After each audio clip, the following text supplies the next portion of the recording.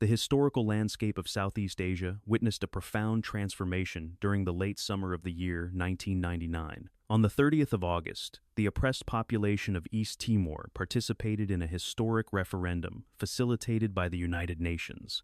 Decades of brutal military occupation had left deep scars on the territory, yet the atmosphere that morning was heavily permeated with a fragile sense of anticipation. Thousands of citizens formed extensive lines outside the designated polling stations, demonstrating an unwavering determination to cast their ballots despite the palpable threats of violence looming ominously over their vulnerable communities. The United Nations mission in East Timor had meticulously organized the voting process under highly precarious political circumstances. International observers noted the extraordinary courage of the local populace, who braved intimidation tactics orchestrated by armed integrationist militias. These militant groups, heavily backed by covert elements within the Indonesian military establishment, had systematically campaigned to spread terror and discourage voter turnout. However, the overwhelming participation rate, exceeding 98% of registered voters, delivered an unequivocal message to the global community regarding the collective desire for national independence and total democratic sovereignty. Tensions escalated dramatically as the tedious ballot counting process commenced in the heavily guarded capital city of Dili. Rumors of an impending military crackdown circulated rapidly among the nervous population, exacerbating the already suffocating atmosphere of fear and uncertainty. The International Media Corps, stationed closely around the central diplomatic compounds, reported continuously on the deteriorating security situation. Occasional bursts of automatic gunfire echoed ominously through the desolate streets at night, serving as a grim prelude to the catastrophic wave of orchestrated violence that would soon engulf the entire vulnerable regional territory. On the 4th of September, the United Nations officially announced the overwhelming results of the popular consultation. A staggering 78% of the East Timorese electorate had firmly rejected the proposed special autonomy framework within the Indonesian Republic. This definitive vote for total independence instantly shattered the fragile facade of regional stability. The immediate aftermath was not a peaceful transition of administrative power, but rather the sudden eruption of a meticulously planned and brutally executed scorched earth campaign designed to violently punish the civilian population for their defiant democratic choice. Within hours of the historic announcement, heavily armed militia factions mobilized aggressively across the capital and surrounding rural districts. Operating with alarming impunity, these paramilitaries initiated a terrifying wave of systematic destruction, targeting essential infrastructure, residential neighborhoods, and vital communication networks. The skies above Dili quickly darkened with thick plumes of black smoke as countless homes and commercial buildings were deliberately set ablaze. Eyewitness accounts detailed horrifying scenes of summary executions, indiscriminate assaults, and widespread looting conducted by vengeful militants seeking to eradicate any remaining hope for a functional independent state. The Indonesian National Armed Forces adopted a highly controversial posture during this rapidly unfolding humanitarian disaster. Despite their formal obligations to maintain public order under previous diplomatic agreements, military personnel largely remained passive spectators or active facilitators of the militia violence. Numerous intelligence reports indicated that specialized military units provided logistical support, transportation, and strategic coordination to the marauding armed groups. This deliberate complicity effectively neutralized any possibility of internal law enforcement, leaving the defenseless East Timorese civilian population entirely at the mercy of the ruthless and highly organized attackers. A massive and desperate exodus ensued, as hundreds of thousands of terrified civilians fled their burning villages to seek sanctuary. Families abandoned their ancestral lands, carrying only minimal provisions as they navigated treacherous mountain passes toward the rugged interior regions. Others frantically sought refuge within the crowded compounds of various international humanitarian organizations and religious institutions scattered throughout the besieged capital. The sudden displacement of over half the territory entirely created an unprecedented logistical nightmare, severely straining the limited operational resources of the few remaining foreign aid workers on the ground. The systematic nature of the destruction strongly suggested the implementation of a predetermined contingency plan by the retreating forces. Essential utility grids, water purification facilities, and medical supply depots were systematically dismantled or completely destroyed to maximize civilian suffering.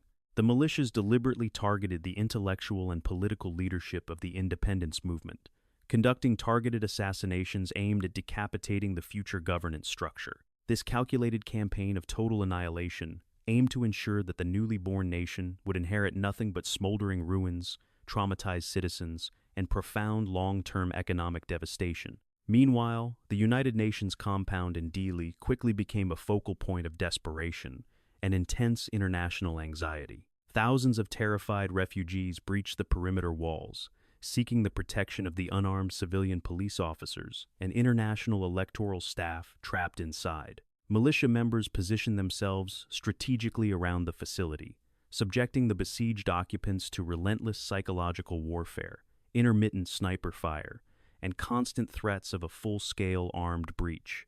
The trapped diplomats frantically transmitted urgent pleas for immediate military intervention to their respective governments and the Security Council in New York. The initial response from the global diplomatic community was characterized by bureaucratic paralysis and profound geopolitical hesitation. Major international powers were extremely reluctant to authorize a robust military intervention without the explicit consent of the Indonesian government in Jakarta. Diplomats engaged in protracted negotiations, desperately attempting to persuade the Indonesian political leadership to honor their security commitments and unilaterally restrain the rampant militias. However, these diplomatic entreaties proved entirely ineffective against the deeply entrenched military establishment that covertly directed the ongoing campaign of violent retribution across the entire island. Global public opinion shifted rapidly as horrific images of the unfolding massacre flooded international television networks and digital media outlets. The striking contrast between the peaceful democratic exercise and the subsequent barbaric retaliation provoked widespread moral outrage across multiple continents. Human rights organizations mobilized massive public demonstrations in major Western capitals, demanding immediate protective action to halt the escalating systematic violence. The intense public pressure placed democratic governments, particularly the administration in Canberra, under unprecedented domestic scrutiny regarding their perceived complicity through inaction and their historical diplomatic appeasement of the Indonesian regime. Australia found itself in a uniquely complex and historically burdened position as the crisis rapidly deteriorated in its immediate northern neighborhood. For decades, successive Australian governments had prioritized maintaining stable bilateral relations with Jakarta, even controversially recognizing the forced military annexation of East Timor. However, the sheer scale of the humanitarian catastrophe, occurring just a few hundred miles from Darwin, rendered this long-standing policy of diplomatic pragmatism completely politically unsustainable. Prime Minister John Howard faced mounting domestic demands to assume a decisive regional leadership role in halting the ongoing slaughter. Within the halls of the United Nations Security Council, a fierce diplomatic battle commenced over the specific mandate and composition of a potential intervention force. Secretary General Kofi Annan engaged in tireless shuttle diplomacy, attempting to secure a binding resolution that would authorize international troops to restore peace and security. The reluctance of certain veto-wielding members, concerned about violating national sovereignty principles, created dangerous delays, while the civilian death toll continued to rise exponentially. The imperative to save innocent lives constantly clashed with the rigid constraints of established international legal frameworks. The situation on the ground reached a critical breaking point as food and clean water supplies within the besieged refugee camps became completely exhausted. Medical personnel worked under horrific conditions, performing emergency surgeries without adequate anesthesia or sterilization equipment, while the sound of heavy gunfire echoed outside their makeshift clinics. Reports of widespread starvation and rampant disease outbreaks among the displaced populations hiding in the remote mountainous regions added tremendous urgency to the stalled international deliberations. The window of opportunity to prevent a total demographic collapse was closing incredibly fast. Finally, under immense coordinated pressure from the United States and global financial institutions, the Indonesian political leadership officially capitulated. President Habibie reluctantly announced to the global press corps that his government would unconditionally accept the deployment of an international peacekeeping force to restore order in the devastated territory. This crucial political concession removed the primary diplomatic obstacle preventing direct intervention and effectively ended the prolonged period of global paralysis. The Security Council immediately convened an emergency session to unanimously adopt Resolution 1264, officially authorizing the rapid formation of a multinational military coalition. The newly authorized coalition was officially designated as the International Force East Timor, which would soon become widely known by its acronym. Crucially, the United Nations mandate established this military force under Chapter 7 of the Foundational Charter, granting the deploying troops the robust authority to use all necessary combat measures to enforce peace. This critical distinction meant the soldiers would not be passive peacekeepers, strictly monitoring a fragile ceasefire, but rather heavily armed combatants, fully empowered to actively disarm the hostile militias and forcefully secure the entirely devastated territorial environment. Australia immediately stepped forward to assume the complex role of the lead nation for the newly mandated international task force. The Australian military apparatus commenced massive logistical preparations to deploy thousands of combat-ready personnel, armored vehicles, and vital supply chains across the Timor Sea. Major General Peter Cosgrove was officially appointed as the Supreme Commander, shouldering the immense operational responsibility of organizing a cohesive military structure from the disparate contributions of over 20 participating nations. The strategic calculus of Canberra had fundamentally shifted from diplomatic caution to aggressive regional leadership. The impending military deployment represented the largest and most significant operational commitment of Australian armed forces since their involvement in the Vietnam War. Military planners in Canberra worked continuously through the night to finalize the complex strategic parameters of Operation Warden, the official operational codename for the regional intervention. They faced massive intelligence gaps regarding the exact strength, disposition, and operational intentions of the estimated thousands of armed militia members and disgruntled Indonesian military personnel currently occupying the target zones. The operational risks involved in this unprecedented expeditionary mission were exceptionally high. As the vanguard elements of the intervention force prepared to launch from military bases in northern Australia, the true magnitude of the impending confrontation became undeniably clear. The soldiers were not merely deploying to distribute humanitarian aid. They were entering a highly volatile conflict zone previously governed by absolute lawlessness and systemic terror. The international community watched with intense anticipation as the massive military armada finally mobilized toward the burning coastline of Dili. The literal ashes of the democratic ballot had fundamentally necessitated a massive projection of international armed force. The stage was perfectly set for a historic and highly dangerous encounter between the newly empowered international coalition and the entrenched forces of regional destruction. The world fundamentally questioned whether this unprecedented military mobilization represented a genuine commitment to humanitarian rescue or a calculated exhibition of Australian geopolitical supremacy. As the heavy transport aircraft initiated their final descent sequences toward the severely damaged runway of the capital city, the theoretical debates of diplomats were violently replaced by the harsh realities of armed intervention. The battle for the future of East Timor had officially begun. In the political heart of Canberra, the early days of September 1999 brought an unprecedented atmosphere of intense urgency and profound diplomatic crisis. Prime Minister John Howard found his Conservative administration suddenly caught in a complex geopolitical storm. For decades, the foundational doctrine of Australian foreign policy had strictly prioritized maintaining highly stable and deeply cooperative diplomatic relations with the powerful Indonesian government in Jakarta. However, the rapidly escalating humanitarian disaster unfolding in East Timor rendered this long-standing strategy of quiet diplomatic appeasement completely unsustainable in the face of massive public outrage. The profound shift in Australia's strategic posture did not occur overnight, but rather emerged from a complex calculus of immense domestic pressure and shifting international realities. Ordinary citizens across the continent watched horrifying television broadcasts of the systematic slaughter, prompting massive street protests demanding immediate military intervention. This overwhelming public outcry created an unavoidable moral imperative for the political leadership. Howard realized that continued inaction would not only result in a catastrophic loss of innocent civilian lives, but also inflict irreversible political damage upon his government's domestic credibility and international moral standing. Beneath the highly visible narrative of humanitarian rescue, a deeper and far more complex geopolitical calculus heavily influenced the strategic decision-making process within the Australian defence establishment. The geographical proximity of the conflict presented a direct and highly critical threat to regional stability.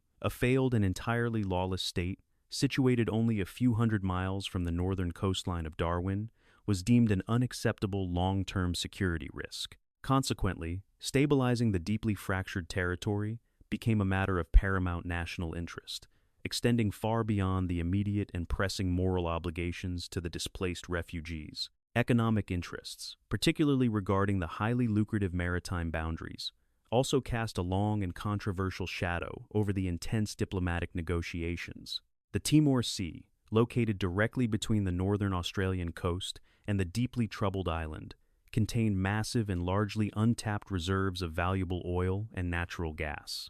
Successive Australian governments had previously negotiated highly favorable resource extraction treaties directly with the Indonesian regime.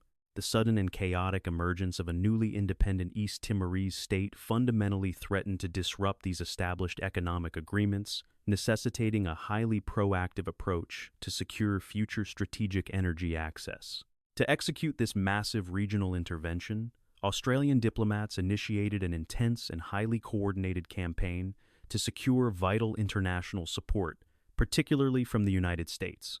Howard urgently contacted the administration of President Bill Clinton, seeking robust military backing for the proposed stabilization mission.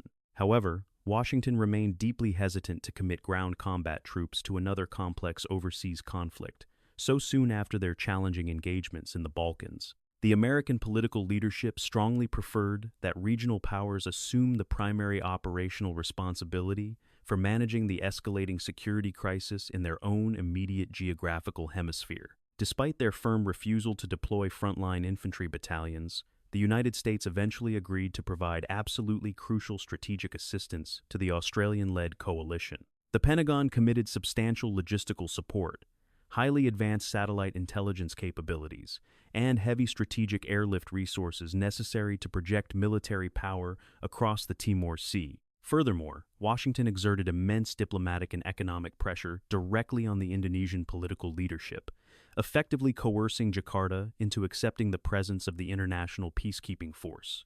This powerful American backing provided Canberra with the necessary geopolitical leverage to proceed with the ambitious operational planning. Realizing the immense diplomatic danger of appearing as a unilateral Western invader, Australia simultaneously launched an aggressive diplomatic offensive to build a highly diverse coalition of the willing. The explicit goal was to secure significant military contributions from neighboring Southeast Asian nations to legitimize the regional intervention effort. Diplomats worked tirelessly to persuade the governments of Thailand, the Philippines, and Malaysia to provide combat troops and specialized medical personnel. Securing this crucial Asian participation was absolutely vital to diffuse the deeply entrenched regional suspicions regarding perceived Australian geopolitical arrogance and unwarranted territorial expansionism. The complex process of negotiating the specific operational parameters with the deeply hostile Indonesian military apparatus proved to be extraordinarily difficult and fraught with immense danger. Senior Australian defence officials engaged in highly tense meetings with their Indonesian counterparts, desperately attempting to establish clear boundaries and prevent accidental military clashes during the impending deployment. The Indonesian generals, many of whom were heavily implicated in orchestrating the militia violence, remained deeply resentful and highly suspicious of the international intervention. They consistently demanded strict limitations on the operational freedom and territorial access of the incoming multinational forces. Major General Peter Cosgrove, the newly appointed commander of the International Task Force, played an absolutely critical role in shaping the aggressive military strategy during this volatile period. He firmly rejected any proposed operational constraints that would compromise the safety of his deployed soldiers or hinder their ability to effectively neutralize the armed militia threat.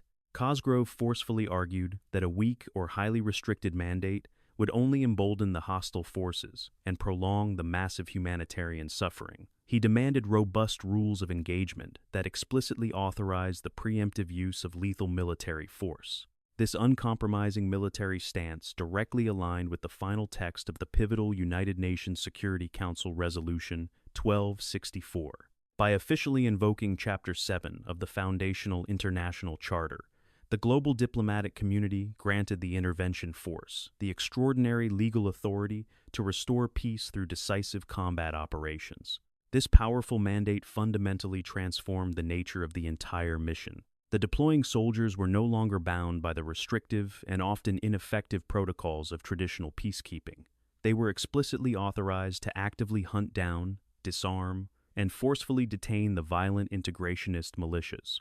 Back in Canberra, Prime Minister Howard delivered a series of highly emotive national addresses to prepare the Australian public for the grim realities of the impending military deployment. He carefully framed the massive intervention as a profound moral duty and a definitive test of the nation's fundamental character. "We cannot sit idly by while our neighbors are systematically slaughtered," Howard declared during a deeply solemn parliamentary session, successfully rallying bipartisan political support for the dangerous overseas mission. The opposition party immediately suspended their usual political attacks, demonstrating a rare and powerful moment of absolute national unity. The massive military bases located in the northern city of Darwin were rapidly transformed into a sprawling and highly chaotic logistical staging ground for the international coalition. Transport aircraft from over 20 different nations arrived continuously, delivering thousands of heavily armed troops, armored personnel carriers, and massive quantities of essential combat supplies. The usually quiet tropical city suddenly buzzed with intense military activity as combat engineers furiously worked around the clock to organize the complex deployment schedules. The sheer scale and rapid velocity of the military buildup were completely unprecedented in modern Australian military history. Intelligence briefings conducted within the heavily fortified command centers painted a deeply disturbing picture of the hostile operational environment awaiting the deploying troops. Reconnaissance flights and intercepted radio communications indicated that the armed militias remained highly organized, heavily equipped, and deeply entrenched within the ruined capital city. Furthermore, the persistent and deeply troubling presence of heavily armed Indonesian military units created a massive risk of severe conventional military confrontation. The Allied commanders acutely understood that any sudden miscalculation or accidental skirmish could instantly ignite a devastating regional war between the two neighboring sovereign nations. The profound psychological burden placed upon the young Australian soldiers preparing to deploy was immensely heavy and undeniably complex. Many of these infantrymen had never previously experienced actual combat operations, and they were now being ordered to enter an entirely unpredictable and highly volatile urban war zone. Their commanding officers repeatedly emphasized the absolute necessity of maintaining extreme tactical discipline and unwavering operational focus. They were explicitly instructed to expect heavy casualties and to mentally prepare themselves for the horrifying reality of witnessing severe humanitarian atrocities directly inflicted upon the completely defenseless civilian population. This decisive and highly visible projection of Australian military power inevitably triggered significant diplomatic blowback and intense political controversy across the wider Asian region. Media outlets heavily scrutinized what was rapidly dubbed the Howard Doctrine, a controversial geopolitical concept suggesting that Australia was actively operating as a regional deputy sheriff on behalf of American strategic interests.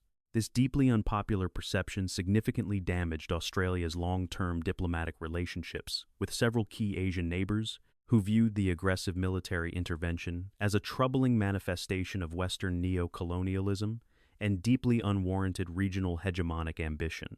To counter this highly damaging diplomatic narrative, the Australian government significantly amplified its public messaging regarding the fundamental legality and strictly temporary nature of the international mission.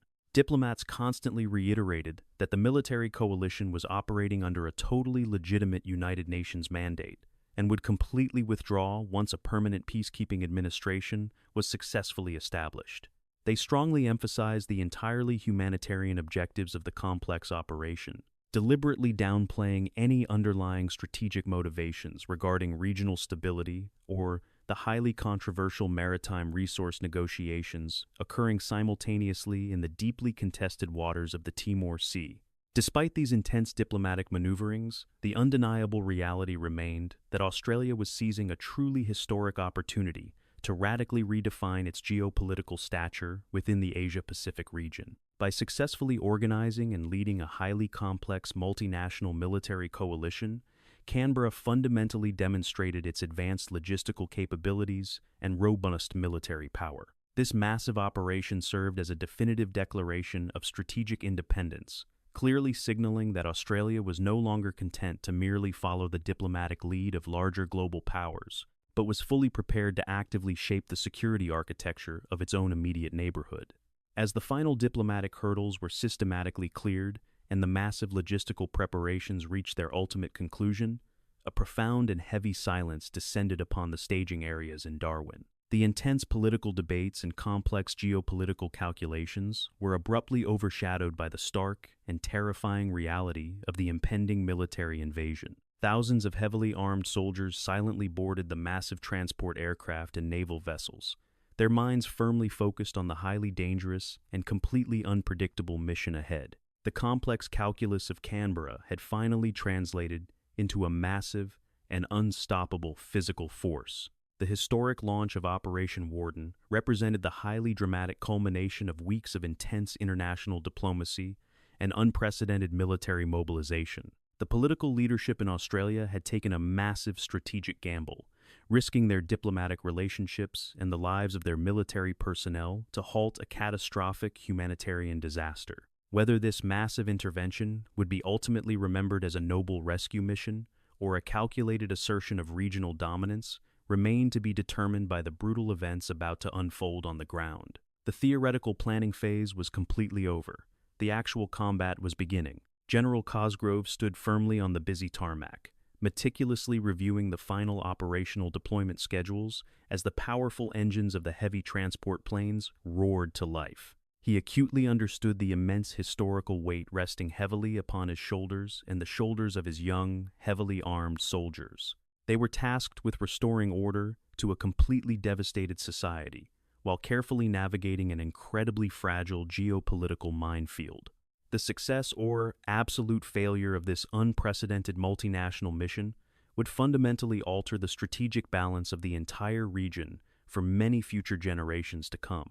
The strategic imperative to secure the capital city quickly and decisively was paramount to the overall success of the initial intervention phase. Military planners explicitly designed the insertion strategy to maximize the psychological impact of overwhelming technological and numerical superiority. The objective was to completely intimidate the hostile militias and force their immediate withdrawal without initiating massive and potentially catastrophic urban firefights. This calculated display of overwhelming martial strength was a highly critical component of the complex operational strategy designed to instantly establish complete tactical dominance over the deeply ruined and highly volatile environment. Back in the secure diplomatic corridors of the United Nations headquarters, international observers watched the unfolding military deployment with a mixture of profound relief and deep lingering anxiety. The successful formation of the intervention force represented a significant victory for the global humanitarian community, proving that concerted international pressure could eventually overcome entrenched political resistance. However, the true test of the mandate's effectiveness would only be realized when the armed peacekeepers finally encountered the ruthless and deeply entrenched perpetrators of the terrible massacres currently ravaging the smoking ruins of the East Timorese capital. The complex interplay between genuine humanitarian compassion and hard-nosed geopolitical realism continued to define the underlying narrative of the entire massive operation. While the immediate goal was undeniably to save innocent lives and halt the systematic destruction, the long-term strategic consequences of the intervention were constantly evaluated by intelligence analysts in Canberra. The creation of a stable, democratic, and deeply friendly independent state on their immediate northern border was considered absolutely vital to Australia's long-term national security and future economic prosperity in the highly contested and economically vital Timor Sea region. As the heavy transport planes finally lifted off the busy runways and disappeared into the dark northern sky, the defining moment of truth had officially arrived. The massive international coalition, forged through intense diplomatic negotiations and driven by a complex mixture of moral outrage and strategic necessity, was now hurtling directly toward the epicenter of the crisis. The brutal and unforgiving realities of the devastated conflict zone awaited them, promising highly dangerous confrontations and profound humanitarian challenges. The initial chapter of diplomatic maneuvering was officially closed, violently giving way to the harsh and unpredictable theater of armed intervention. On the morning of the 20th of September, 1999, the skies over the smoldering capital of Dili were violently pierced by the heavy thrum of military transport aircraft. Operation Warden had officially commenced as the vanguard of the international force. East Timor initiated their highly anticipated airborne and amphibious landings. Elite Australian Special Air Service elements, alongside robust infantry units from the Royal Australian Regiment, were the very first to secure the severely damaged perimeter of the strategic Comoro Airport. The sheer operational velocity completely overwhelmed the scattered hostile forces. Major General Peter Cosgrove stepped onto the heavily cracked tarmac, immediately surveying a landscape defined by absolute destruction and thick, lingering smoke. He established a forward operating base within the shattered terminal, projecting an aura of immense, uncompromising authority to his deploying troops. Cosgrove understood that the initial hours of this unprecedented intervention were absolutely critical for establishing complete psychological dominance over the volatile environment. "We are here to restore peace, and we will not be deterred by any armed intimidation," he sternly informed his immediate command staff while coordinating the rapid logistical buildup. The immediate tactical objective was to secure the primary aerial and maritime points of entry to facilitate the massive influx of multinational forces. Heavily armed Australian infantrymen quickly established defensive perimeters around the seaport, encountering a deeply unsettling silence that hung heavily over the completely deserted waterfront. The once vibrant commercial harbor was now a terrifying graveyard of sunken fishing vessels and deliberately sabotaged loading cranes. Every shattered warehouse and darkened alleyway presented a potential ambush point, forcing the highly trained soldiers to maintain absolute combat readiness as they systematically cleared the ruined infrastructure. The atmosphere in the completely devastated capital city was incredibly tense, characterized by a highly dangerous mixture of profound fear and lingering hostility. The retreating Indonesian military personnel, locally known as the TNI, maintained a heavy, sullen presence within their heavily fortified barracks and strategic checkpoints. Their mandatory withdrawal, officially negotiated under immense international diplomatic pressure, was painfully slow and deliberately obstructive. Australian commanders were forced to engage in highly delicate, face-to-face tactical negotiations with disgruntled Indonesian officers to prevent accidental firefights from erupting in the completely chaotic, smoke-filled urban streets. The true magnitude of the violent scorched earth campaign became undeniably apparent as the multinational peacekeepers cautiously advanced into the smoldering residential districts. Entire neighborhoods had been systematically reduced to twisted metal and blackened ash by the ruthless integrationist militias. The devastating stench of burning debris and decomposing organic matter severely overwhelmed the senses of the arriving infantrymen. The lack of basic civilian infrastructure, including functional water purification systems and reliable electrical grids, immediately transformed the military intervention into a massive, highly complex emergency humanitarian relief operation, requiring unprecedented logistical support. Intermittent gunfire continued to echo ominously from the heavily forested hills immediately surrounding the ruined capital, serving as a constant reminder of the ongoing threat. The heavily armed militias, although temporarily dispersed by the overwhelming show of international military force, had not entirely surrendered their violent integrationist ambitions. They retreated into the rugged mountainous terrain, adopting classic guerrilla warfare tactics designed to harass the international coalition and continuously terrorize the deeply traumatized, displaced civilian population, hiding desperately in the remote, inaccessible highland valleys and deep, heavily fortified jungle ravines. General Cosgrove implemented a highly aggressive patrolling strategy, explicitly designed to visibly project overwhelming military strength throughout the severely damaged urban center. Convoys of heavily armored personnel carriers continuously rumbled through the shattered streets, deliberately demonstrating the massive firepower possessed by the international coalition. This calculated exhibition of advanced martial capability was intended to forcefully deter any organized militia counterattacks and rapidly restore a vital sense of basic security for the terrified humanitarian workers desperately attempting to establish emergency medical clinics within the ruined remains of the central city hospital. As the heavily armed peacekeepers gradually secured the central urban sectors, the deeply traumatized local population slowly began to emerge from their desperate hiding places. Emaciated families cautiously approached the heavily fortified military checkpoints, their eyes filled with a complex mixture of profound relief and deeply ingrained, lingering terror. The Australian soldiers, previously trained for high-intensity conventional combat, suddenly found themselves distributing emergency water rations and providing basic medical first aid to severely malnourished infants. The harsh realities of the humanitarian disaster deeply affected the psychological state of the deployed infantrymen. The relationship between the international coalition forces and the deeply suspicious Indonesian military establishment remained incredibly volatile and highly dangerous. Under the strict terms of the United Nations mandate, the TNI was officially responsible for maintaining basic security until the multinational force reached full operational capacity. However, massive intelligence reports clearly indicated that covert Indonesian military units were still actively coordinating clandestine logistical support for the violent, anti-independence militias.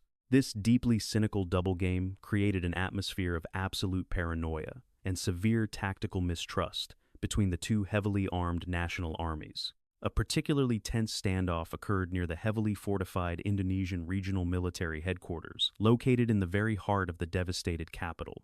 Heavily armed Australian infantry companies positioned themselves directly opposite the highly agitated Indonesian garrison, their advanced assault rifles explicitly leveled in a clear demonstration of uncompromising lethal intent. Hold your ground and do not fire unless directly fired upon.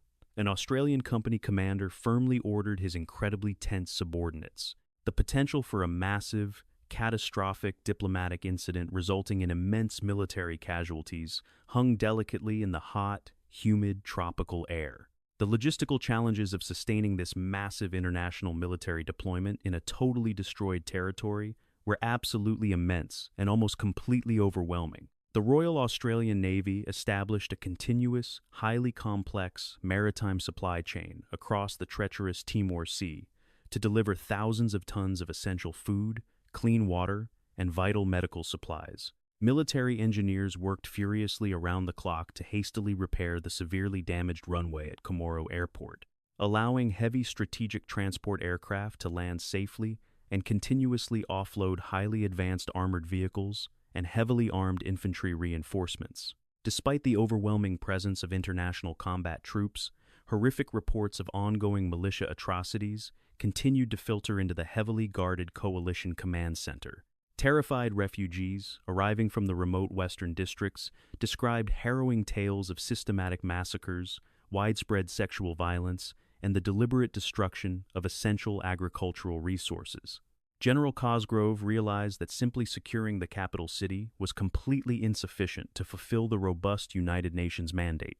He immediately ordered his senior tactical commanders to prepare for a highly dangerous, massive military expansion into the lawless, deeply contested rural countryside. The initial operational success of the International Task Force was heavily reliant on the highly advanced intelligence gathering capabilities provided by the United States military. American reconnaissance satellites and specialized surveillance aircraft continuously monitored the deeply forested border regions, tracking the clandestine movements of the heavily armed militia factions. This absolutely vital strategic information allowed the Australian tactical commanders to carefully anticipate hostile ambushes and proactively deploy their mobile, quick-reaction forces to forcefully neutralize any emerging military threats before they could inflict massive casualties upon the vulnerable civilian population. The multinational composition of the intervention force provided essential diplomatic legitimacy, but it also created massive logistical and complex command challenges. Integrating troops from Thailand, the Philippines, New Zealand, and the United Kingdom into a cohesive, highly effective fighting unit required immense coordination and unprecedented military interoperability. General Cosgrove worked tirelessly to maintain absolute operational unity among the diverse international contingents, carefully balancing their distinct national priorities while relentlessly pursuing the singular objective of violently dismantling the deeply entrenched militia networks and restoring total administrative control over the devastated territory. As the first critical week of Operation Warden concluded, the international coalition had successfully established a highly secure, heavily fortified operational bridgehead in Dili. The massive influx of heavy military hardware and highly trained combat personnel completely shifted the tactical balance of power, effectively ending the reign of absolute terror previously exercised by the integrationist militias within the capital. However, the true test of the aggressive Australian military strategy still lay ahead in the highly dangerous, completely lawless western border regions, where the hostile armed groups had deliberately consolidated their remaining forces. The international media heavily scrutinized every single tactical maneuver executed by the Australian-led military coalition, transmitting dramatic images of heavily armed soldiers patrolling the completely ruined city directly to global audiences. Prime Minister John Howard utilized this massive public exposure to forcefully reiterate his highly controversial narrative of decisive regional leadership and unwavering moral obligation. Our brave men and women are performing an absolutely essential humanitarian duty in the face of profound evil, he confidently proclaimed to the press, deliberately linking the massive military intervention to Australia's fundamental national identity. However, critical geopolitical analysts continue to debate the underlying strategic motivations driving this unprecedented, massive display of Australian military power. While the immediate humanitarian benefits of stopping the systematic massacres were absolutely undeniable, the long-term political implications for the deeply contested region were heavily disputed. Critics strongly argued that the aggressive military deployment was deliberately designed to establish an exclusive Australian sphere of influence over the newly independent nation, effectively ensuring highly favorable outcomes in the highly lucrative, ongoing maritime boundary negotiations concerning the massive oil reserves in the Timor Sea. Within the completely devastated capital, the immediate focus remained firmly fixed on the massive, desperate struggle for basic human survival. International humanitarian organizations, now heavily protected by the robust military presence, rapidly established emergency feeding centers and vital mobile medical clinics throughout the ruined city. The highly visible presence of heavily armed peacekeepers distributing essential food rations created a powerful, deeply symbolic image of the dual nature of the massive intervention.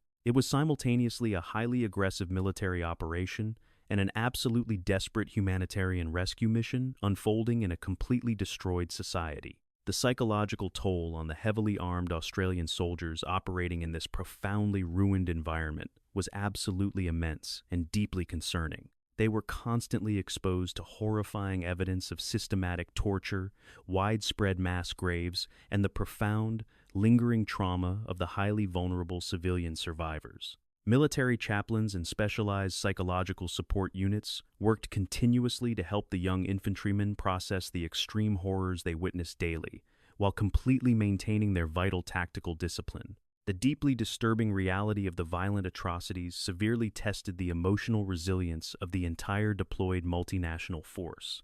As the highly volatile month of September gradually neared its end, General Cosgrove officially authorized the critical, highly dangerous second phase of the complex military operation. The heavily armed multinational task force would aggressively push westward, directly confronting the heavily entrenched militias located along the incredibly tense, poorly defined border with Indonesian West Timor. This massive tactical expansion into the completely lawless rural territory represented a highly significant, extremely dangerous escalation of the conflict. The risk of massive, direct military confrontation with covert Indonesian special forces dramatically increased with every single mile advanced. The heavy reliance on overwhelming, highly advanced military firepower remained the central, defining characteristic of the aggressive Australian tactical doctrine. Heavily armed attack helicopters continuously patrolled the rugged western skies, providing highly visible, deeply intimidating close air support for the advancing armored infantry columns. This uncompromising, massive exhibition of advanced martial might was explicitly intended to completely crush the violent integrationist resistance and forcefully guarantee the absolute safety of the returning refugees.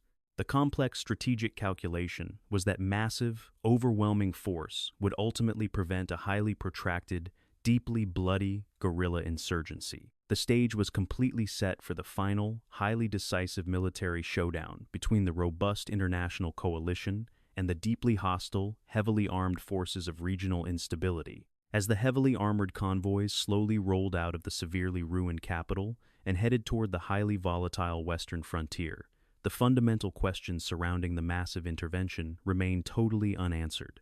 The brutal, unforgiving crucible of armed combat in the deep, dangerous jungle would ultimately determine whether this massive military campaign would be recorded as a noble humanitarian triumph or a calculated exhibition of Australian dominance. As the turbulent month of October began, the operational focus of the international force East Timor shifted dramatically from the relatively secured capital of Dili toward the highly volatile western border regions. General Peter Cosgrove ordered a massive tactical expansion, directing heavily armed Australian mechanized infantry units to forcefully advance into the deeply contested rural countryside. This strategic maneuver was entirely necessary to neutralize the remaining integrationist militias, who had deliberately retreated westward, seeking safe haven near the officially recognized border with Indonesian West Timor, to launch devastating cross-border insurgent raids. The arduous journey toward the western frontier was fraught with immense logistical challenges and constant psychological tension for the advancing multinational peacekeepers. Heavily armored convoys navigated treacherous, unpaved mountain roads that had been systematically sabotaged by the retreating hostile forces. The deployed soldiers witnessed scenes of unimaginable devastation, passing through countless burned-out villages that had been completely stripped of all essential agricultural resources and vital civilian infrastructure. The distinct smell of lingering ash and death permeated the humid tropical air, serving as a grim reminder of the brutal scorched earth campaign. Military intelligence reports indicated that thousands of heavily armed militia members had successfully regrouped within the safety of Indonesian sovereign territory, operating with the covert logistical support of sympathetic Indonesian military commanders.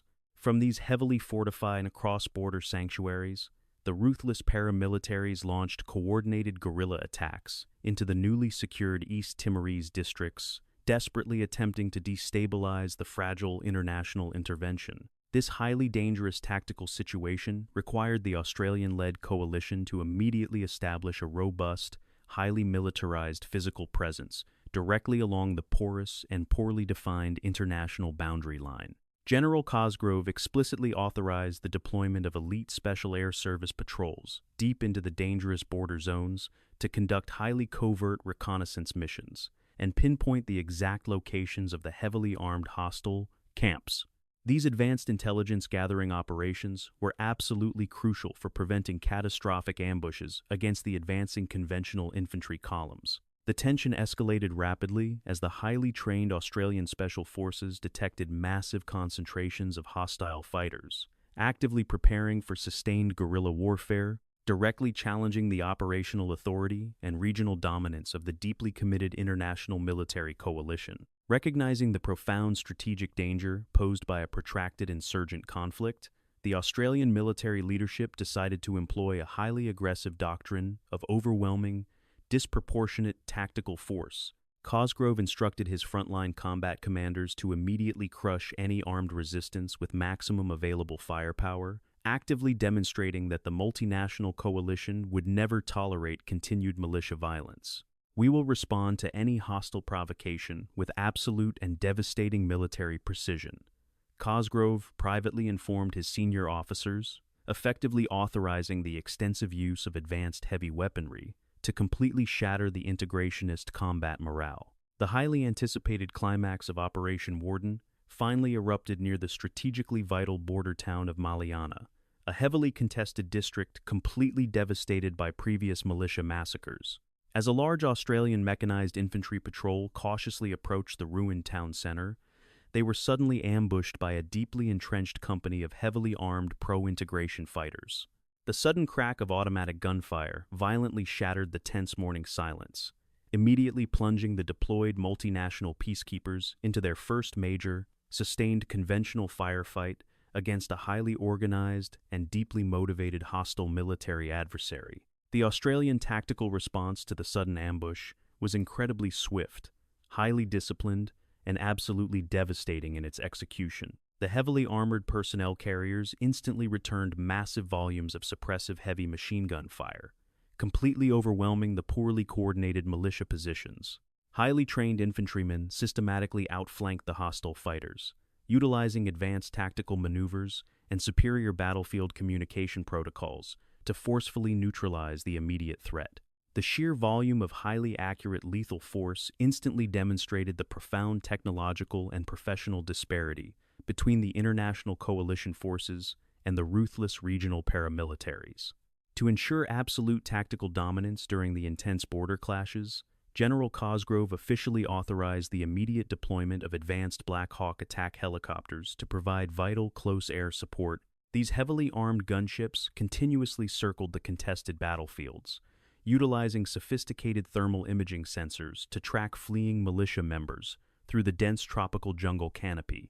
The terrifying roar of the powerful helicopter engines and the devastating impact of their heavy aerial weaponry completely shattered any remaining illusions of successful armed resistance among the deeply terrified integrationist fighters.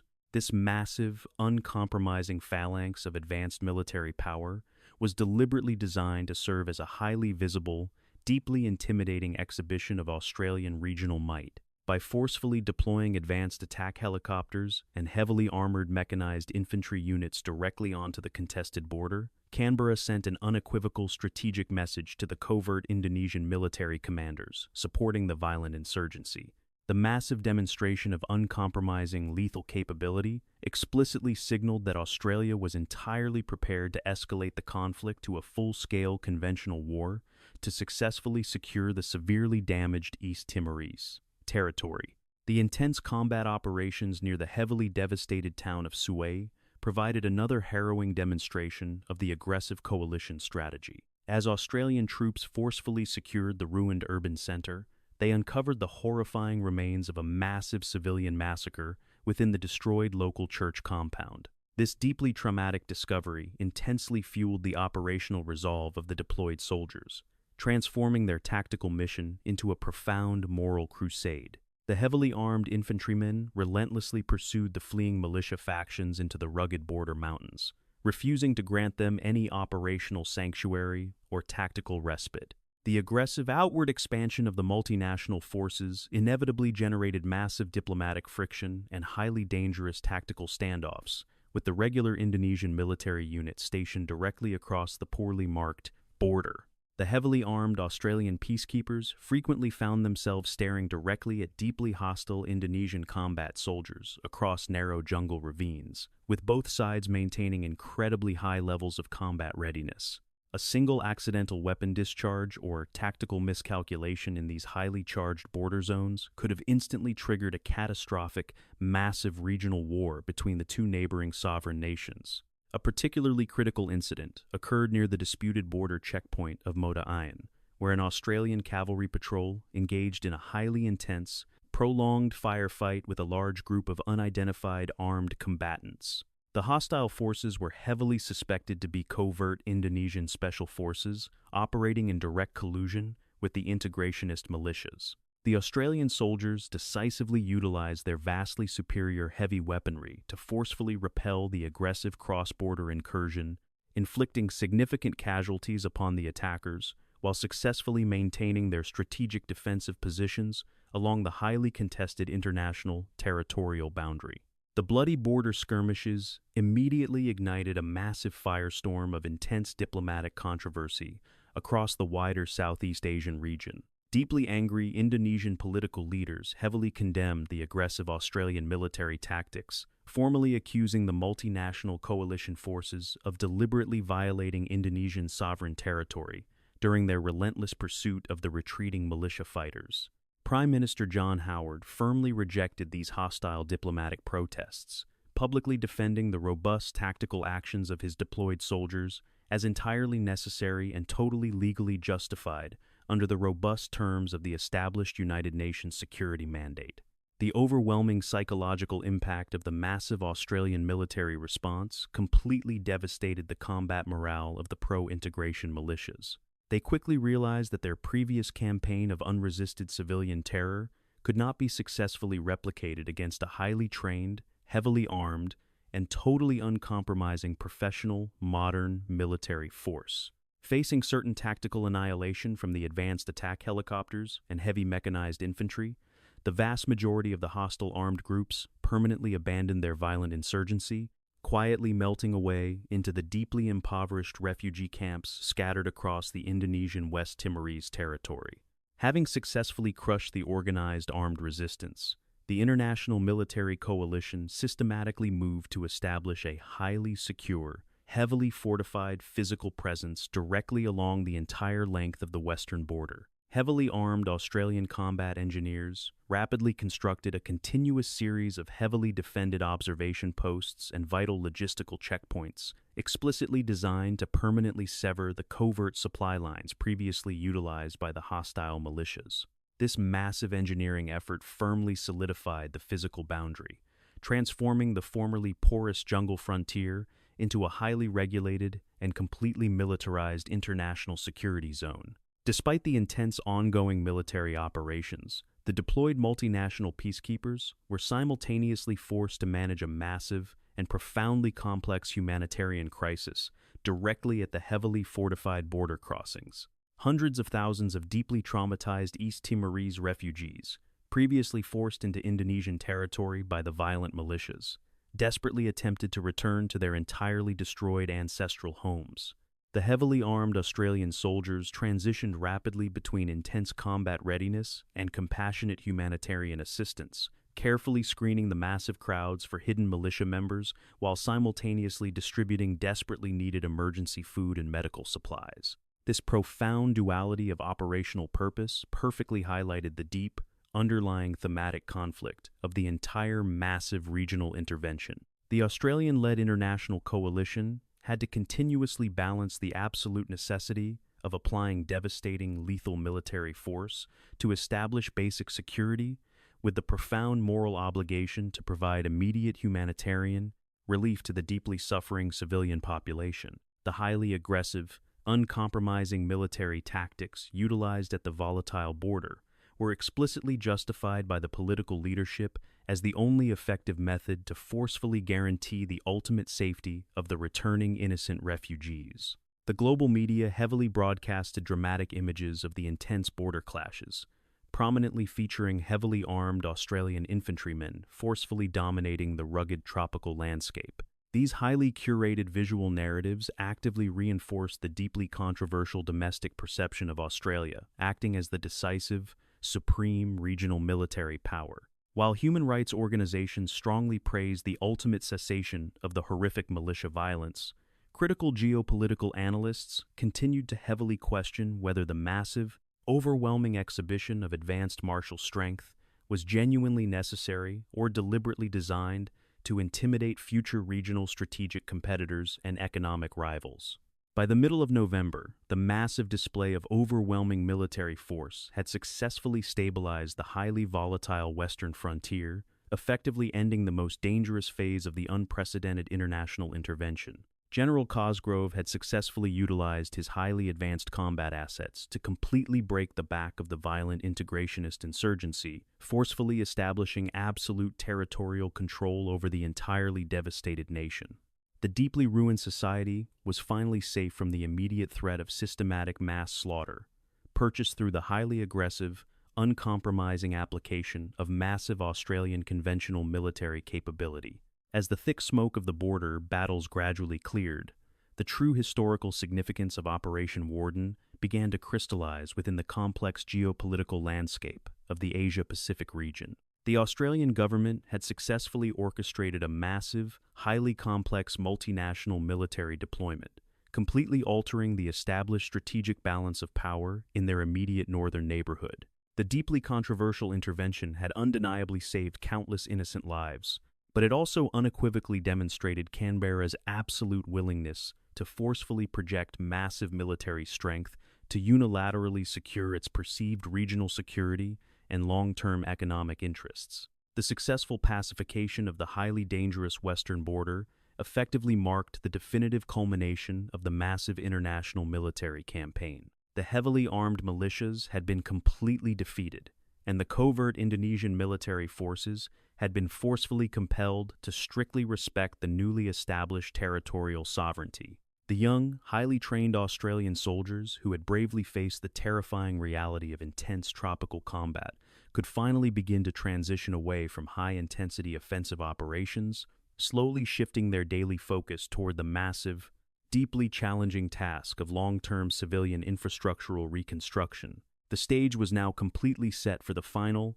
highly complex political transition of the entirely devastated territory. The robust, highly aggressive peacemaking phase, executed flawlessly by the international force East Timor, was gradually drawing to an incredibly successful close, paving the critical way for a massive, permanent United Nations civilian administration. The deeply traumatized local population, although completely surrounded by the smoking ruins of their destroyed former lives, finally possessed the fundamental physical security necessary to slowly begin the immense, highly painful process of rebuilding their newly independent democratic nation. The undeniable legacy of the massive border clashes would continue to heavily influence Australian strategic defense policy for many subsequent decades. The unprecedented military operation proved beyond any doubt that Canberra possessed the advanced logistical capability and raw military power to forcefully dominate a complex regional security crisis. However, the deeply lingering question of whether this massive projection of force was primarily driven by genuine humanitarian compassion or calculated geopolitical ambition remained heavily debated. The ashes of the violent border conflict permanently forged a newly assertive, highly controversial Australian regional identity. As the turbulent calendar turned toward the dawn of the year 2000, the intense combat operations that had characterized the initial intervention gradually began to subside. The heavily armed multinational coalition, under the decisive command of General Peter Cosgrove, had successfully established a robust security perimeter across the entirely devastated territory. The violent integrationist militias, previously responsible for the horrifying Scorched Earth campaign, were now completely neutralized or forced into permanent exile within Indonesian West Timor. A profound, yet incredibly fragile peace finally settled over the smoldering ruins of the newly independent East Timorese nation. This highly stabilized security environment paved the critical way for the formal introduction of the United Nations Transitional Administration in East Timor. Officially established by the global diplomatic community, this ambitious civilian mission was explicitly designed to physically rebuild the completely shattered state infrastructure from the ground up. The massive international deployment gradually shifted from a purely military peacemaking operation to a complex, long-term administrative governance project. Thousands of foreign diplomats, specialized legal experts, and dedicated humanitarian aid workers rapidly flooded into the severely damaged capital city of Dili to commence the monumental reconstruction effort.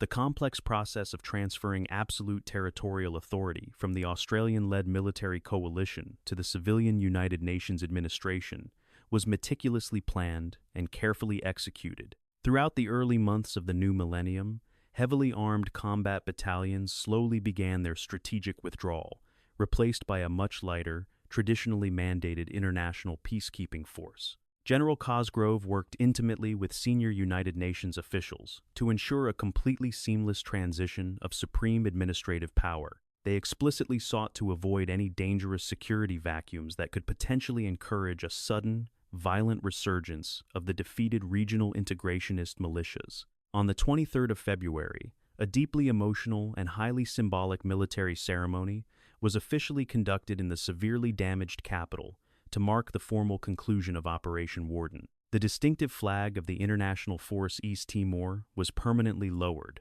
forcefully replaced by the universally recognized blue banner of the United Nations. Prime Minister John Howard traveled specifically to the ruined city to personally congratulate the deeply exhausted Australian infantrymen. "You have fundamentally restored human dignity to a completely shattered society," he proudly declared to the heavily assembled, highly disciplined multinational combat troops. The immediate historical assessment of the massive military intervention heavily emphasized its undeniable and profound humanitarian achievements. By projecting overwhelming combat power so rapidly across the contested sea, the Australian-led coalition absolutely prevented the horrific continuation of a systematic demographic genocide. Hundreds of thousands of deeply terrified refugees were successfully protected from certain slaughter, eventually returning to their ancestral villages under the watchful, heavily armed protection of international soldiers. In this critical regard, the unprecedented deployment functioned exactly as a highly noble, completely necessary global rescue mission authorized by desperate diplomatic consensus. However, beneath this highly celebrated narrative of moral triumph, a far more complex and deeply controversial geopolitical reality was firmly established. Operation Warden fundamentally served as a massive, highly calculated exhibition of absolute Australian military superiority within the broader Asia-Pacific region. By successfully commanding such a massive multinational force and projecting sustained lethal power directly onto foreign shores, Canberra undeniably cemented its modern status as the undisputed regional hegemon. This massive display of martial capability completely redefined the underlying strategic dynamics between Australia and its heavily populated, deeply suspicious Northern Asian neighbors.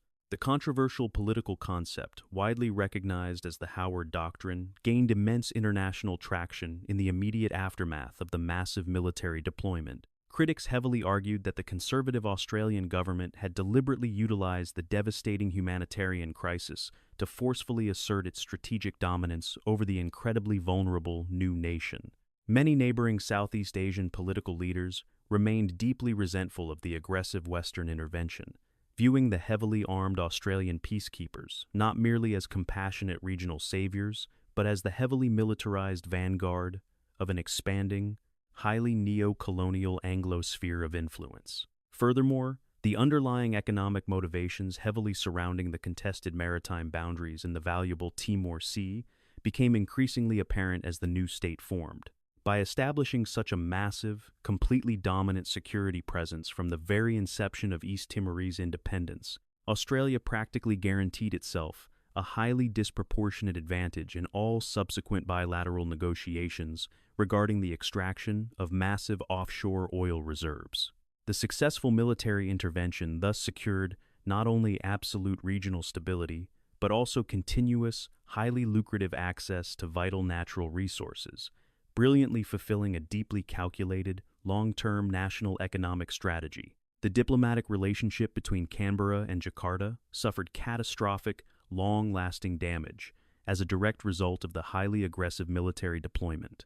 For many decades, Australian foreign policy had carefully prioritized maintaining deeply cooperative ties with the powerful Indonesian military establishment. The sudden, incredibly forceful insertion of heavily armed foreign combat troops directly into a territory formerly claimed by Indonesia was universally perceived as a profound national humiliation by the political elite in Jakarta.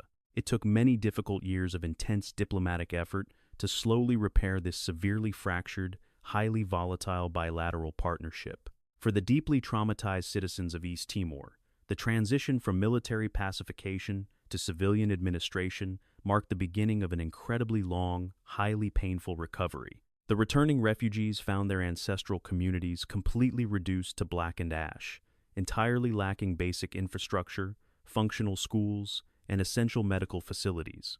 The massive United Nations rebuilding effort was heavily hampered by immense bureaucratic inefficiencies and the sheer, overwhelming scale of the unprecedented physical devastation. The harsh reality of complete national independence was significantly more challenging than the beautifully idealized democratic dreams they had bravely voted for. Despite the formal establishment of a sovereign government, the severely damaged nation remained profoundly dependent on the massive, ongoing economic and security assistance provided directly by Canberra. Australian police officers and specialized military advisors continued to heavily patrol the volatile streets of Dili for many subsequent years, forcefully maintaining the fragile social order. This deeply entrenched reliance heavily reinforced the critical narrative that Australia had successfully created a highly compliant, perfectly strategically positioned buffer state directly on its vulnerable northern maritime boundary, permanently securing its own highly vital territorial defense architecture. The United Nations Transitional Authority systematically assumed total executive and legislative control over the deeply ruined territory. Their massive international mandate was completely unprecedented in modern diplomatic history, encompassing every single aspect of complex civil administration, from basic local policing protocols to the highly difficult establishment of a completely new judicial system. The thousands of foreign administrators faced an incredibly monumental challenge, attempting to forcefully impose modern democratic institutional frameworks upon a profoundly traumatized, highly traditional society that had been systematically, violently oppressed for several incredibly bloody, deeply devastating colonial generations. Seeking long-term social reconciliation, the new civilian administration slowly initiated highly complex legal tribunals to investigate the horrific massive atrocities committed during the violent withdrawal. However, bringing the high-ranking Indonesian military commanders truly responsible for organizing the ruthless militias to formal international justice proved entirely impossible due to severe diplomatic constraints. The pursuit of historical truth and ultimate legal accountability consistently clashed with the harsh, deeply cynical reality of ongoing geopolitical pragmatism. True justice remained frustratingly elusive for the countless devastated families mourning their horribly massacred, completely innocent civilian relatives. The exceptional military leadership demonstrated by General Peter Cosgrove during the highly volatile combat phase catapulted him to massive national prominence back in Australia.